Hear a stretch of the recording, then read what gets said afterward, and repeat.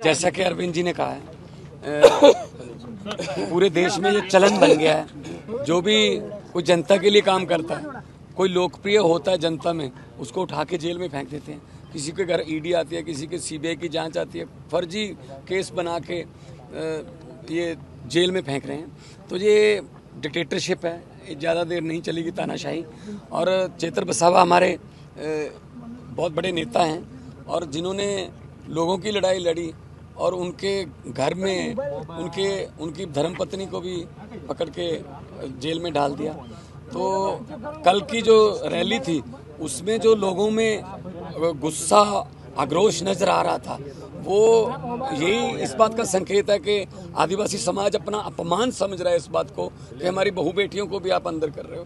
तो जरूर जो आदिवासी समाज है वो चेतर वसावा के लिए खड़ेगा, चेतर वसावा के लिए लड़ेगा, और जिसके लिए लोग लड़ने लगे उसको कोई नहीं हरा सकता। आम आदमी पार्टी के गुजरात में जो एमएलए हैं आदिवासी इलाके से, चेतर वसावा, उनको गुजरात की बीजेपी सरकार ने एक बिल्कुल फर्जी और झूठे केस में गिरफ्तार कर लिया है।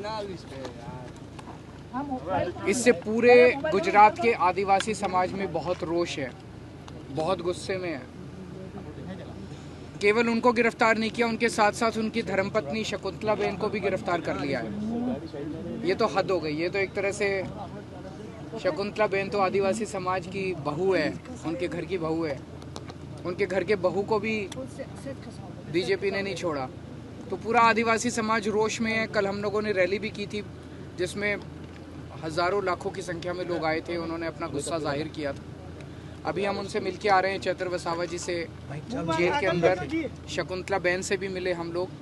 दोनों ठीक हैं, स्वस्थ हैं, हौसले बुलंद हैं, लड़ेंगे, संघर्ष करेंगे और अंत पंत में बीजेपी को गुजरात से उखाड़ के फेंकना है और जनता उखाड़ के फेंकेगी। हम लोग तो बहुत छोटे हैं। एक मिनट बात कर लेने दीजिए। जनता इनको उखाड़ के, अब इनकी हद हो गई है।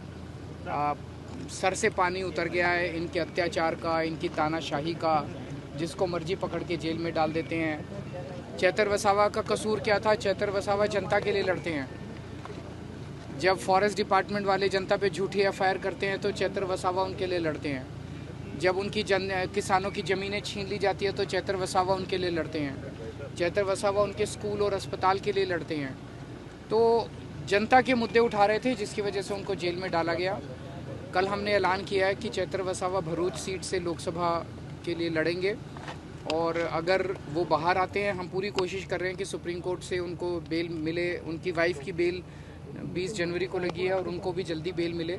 अगर नहीं भी आते तो पार्टी लड़ेगी उनके नाम पे और हमें पूरी उम्मीद है कि जनता उनको जिताएगी।